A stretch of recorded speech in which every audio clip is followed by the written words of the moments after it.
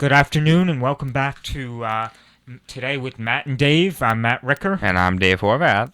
and now we have some entertainment slash pop news coming up, as well as music and um, Movies. yes, thank you.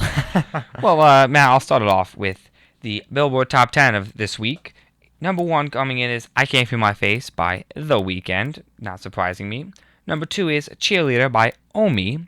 Number three is Watch Me by Salento, my bad. Number four is The Hills by The Weeknd again.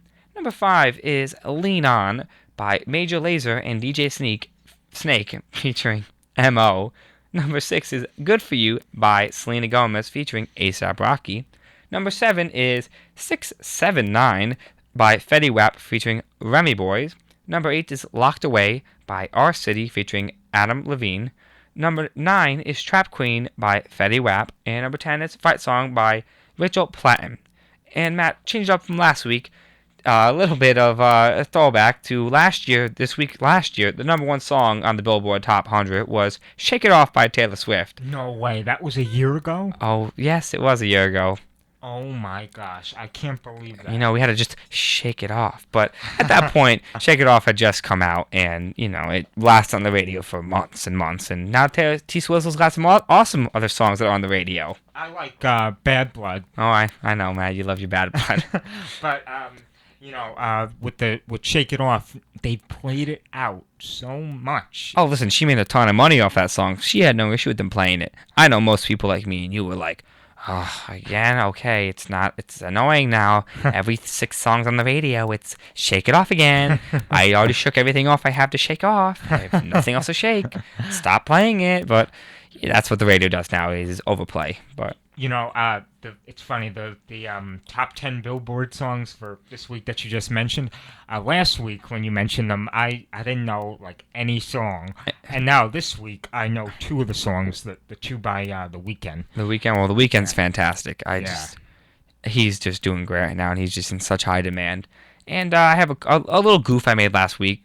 We talked about Avicii's album that was coming out in a couple weeks, and I called it Grinding for a Better Day. That was my mistake. It's called Stories. So that was a little mishap I had. But then again, like last week when we talked about the new album coming out, with this week's album that we're going to talk about is Demi Lovato. It's called Confident, and it comes out October 16th. So it's good for her. I'm excited. I'll listen to it just because she's a fantastic artist and cool for the summer. Who doesn't like that song? It'll be on the album, so we'll have to see how it ends up being.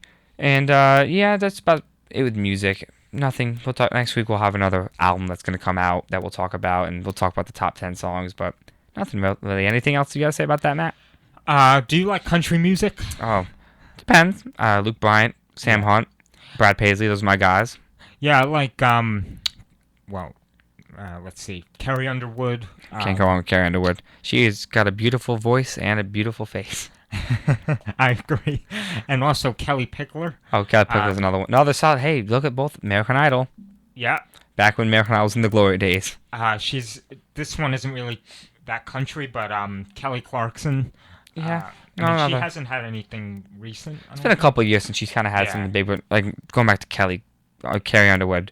Yeah. She's just a huge hit in the country world. I don't think a lot of people who watch mainstream may not realize to be like, where's that Kelly Clarkson?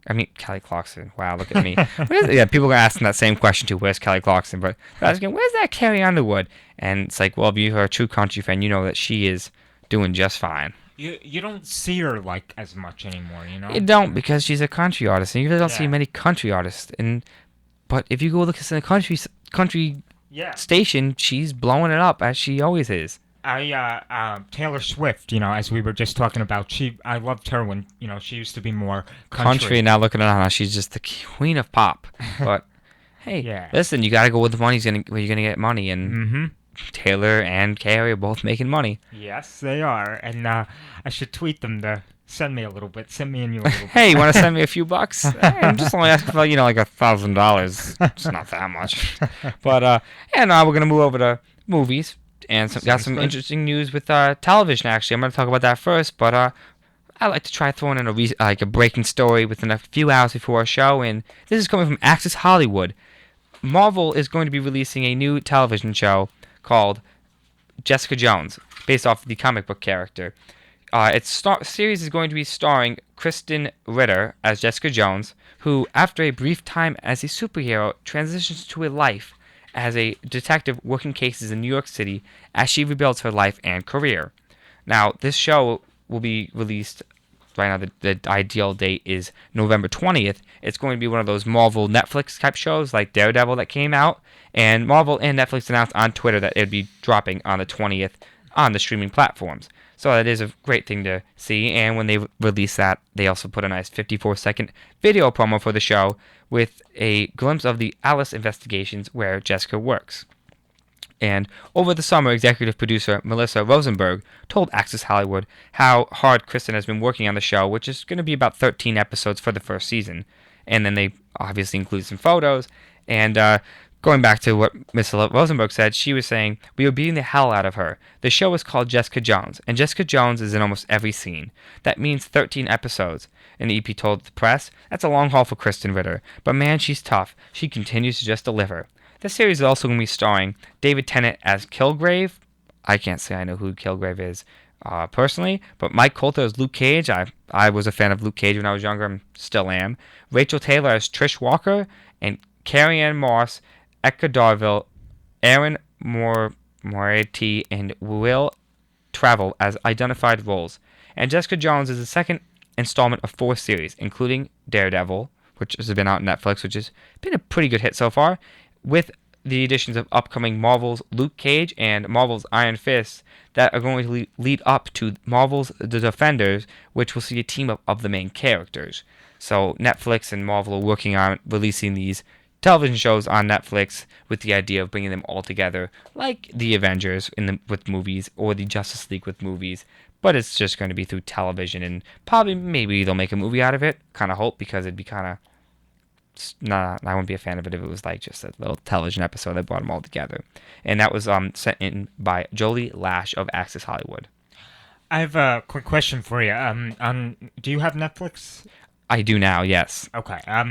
Have you watched House of Cards? Yes, House of Cards, fantastic. Okay, I've never watched that. You would definitely enjoy it with your political likingness. Yeah, Great show. Yeah, I mean, I've heard like so many great things about it, and I just haven't had time to watch it. Oh, no, Kevin Spacey, brilliant. The man is a genius. He should win awards every year. He doesn't, which I don't know why, because he's a brilliant man and just knows how to deliver again and again.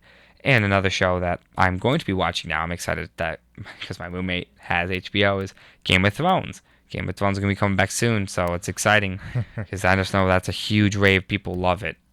How about Law and Order SVU? Do you watch that? I watch on normal television. Yeah, me too. Yeah, I always like watching like the past episodes of with Mariska Hargitay and Chris Maloney. Yeah, I loved Chris Maloney. When the day that he wasn't coming back anymore, I was like, Yeah. dang, he was my favorite. But before we close the show today, we're going to end with a little movie weekend box office, because we're on Thursday and tomorrow starts the weekend. Last week I made my predictions, and I was wrong about the weekend estimates, which, hey, It happens. I'm sorry I got it wrong, but No, it's War Room ended up finishing first, which I have to give them credit. Did not think it would hold as well as it did, but it did. And this weekend, you got a couple new releases. You got M. Night Shyamalan's The Visit, Visit, I should say, the one about the kids go to see their grandma and grandpa, and they're possessed or something. It's little freaky thing. And you got The Perfect Guy, and they're both going to challenge for number 1 this week, in my opinion. I think you're going to see one of them, either The Visit or The Perfect Guy, take number 1 from War Room, with the other one coming in third place. I think War Room's going to kind of fit just right in the middle, and kind of see what's going to happen. But last week was slow, and I think then again this week is not going to be much faster. And the predictions that were coming in, they were saying maybe The Visit and Perfect Guy, they're going to fight for first. So say they both pull in 15 to 18 million apiece. Everything else is going to be kind of low. And the top 5 right now, projection-wise from Box Office Mojo, is The Visit, Perfect Guy, War Room, Mission Impossible, and then Straight Outta Compton. But it's not going to be it's going to be a pretty weak weekend. $80 million would be the highest I could possibly see it being. But then, good news is next week we do have some great films coming in. Just giving you a little heads up that Black Mass, the movie about Whitey Bulger, the FBI informant that was in the mob, that comes out with starring Johnny Depp, which he looks fantastic. Maze Runner comes out next week, and Everest comes out. So it may be not a very good week this week, but next week hopefully we'll be able to pick up the slack. Yeah, I'm looking forward to some more movies coming up next week. Hopefully, one of these weeks there'll be like a dozen movies out. They've Yeah. just been.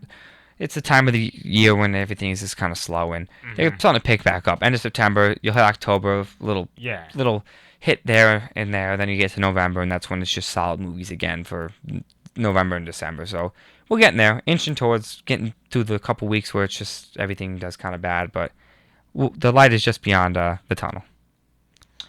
All right. Well, do you have anything else? No, I just want to thank everyone for listening in today, and we'll be back next week at 4 o'clock on Thursdays like we always are. Yeah, definitely. And thank you all for listening, to all of our viewers.